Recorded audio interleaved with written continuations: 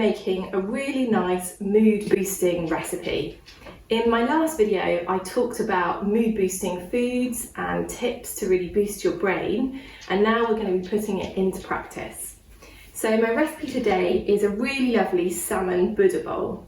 The idea behind a Buddha bowl is it's essentially a salad bowl.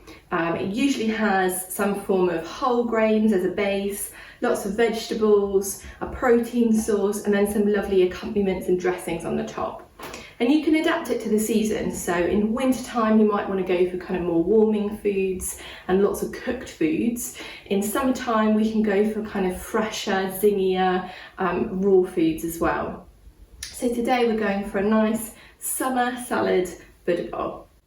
So here are the ingredients to make the Buddha bowl. So as I mentioned, whole grains are usually the base for your Buddha bowl, and I've gone for brown rice. So whole grains are obviously really good fibre, so they're going to really support your gut health.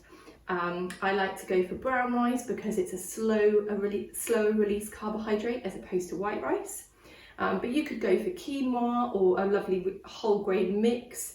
So about half a cup of cooked brown rice. Then alongside that, I've got some lovely garlic roasted sweet potato and butternut squash. So garlic, as I mentioned in our last video, is a really good prebiotic. So it's going to really feed the good bacteria in our gut. I've roasted these sweet potato and butternut squash with olive oil, salt and pepper, and a bit of crushed garlic for about half an hour. Then we're going to add our antioxidants. So I've got lots of greens here. I've got some lovely spinach. Spinach is really high in antioxidants, so anytime you can get it into a recipe, whether it's throwing it in a curry, in a smoothie, even in a salad in this instance, it's going to really kind of boost the antioxidant value.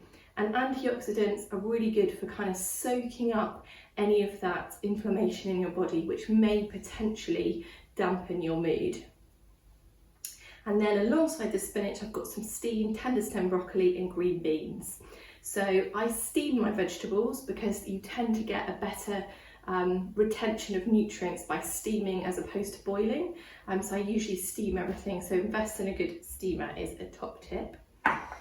And then alongside that, I've got some lovely healthy fats and magnesium-rich avocado. I've got about half a small avocado here, so it's about a good kind of portion size. Again, that magnesium is really kind of calming on the body, so that's going to really help kind of boost your mood and your brain power. And then our protein source is this flaked and cooked salmon. So I basically just cooked a salmon fillet in the oven in a little foil parcel for about 15 minutes. And then I've just flaked it up and I've let it cool down, and I'm going to add this as our protein source. And also remember, salmon is a great source of omega-3 fats. So omega-3s feed the brain, so our brains need that omega-3 to function, but also again, it's really good anti-inflammatory. Any inflammation in the body is potentially going to send some bad signals to the brain, which could impact our mood and our productivity. As best as possible, try and go for wild salmon rather than farmed salmon, because it'll have a better fat profile, so you're going to get better value out of it. I've then got some lovely homemade hummus.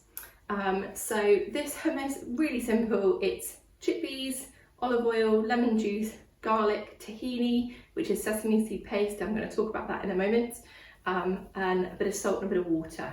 I love hummus. I always make up a really big batch and kind of have it in the fridge and add dollops onto any meal. This is going to be a great source of plant-based protein, but also again a good source of fibre to help look after our gut health. And then for the garnish on the top, I've got some lovely tamari roasted seeds here. So seeds, as we mentioned, are great kind of source. They're a good source of fats, but they're also good for tryptophan. And tryptophan is what we need in order to make serotonin, which is that great, happy, calming neurotransmitter in our brain. I actually buy these ready roasted. I love just sprinkling them on salads or on top of a scrambled eggs, something like that. So that's just going to be our garnish on the top. So I'm going to put all this together now, but of course we need a really lovely dressing to bring it all together. So I'm going to make a lemon and tahini dressing. Here are my ingredients.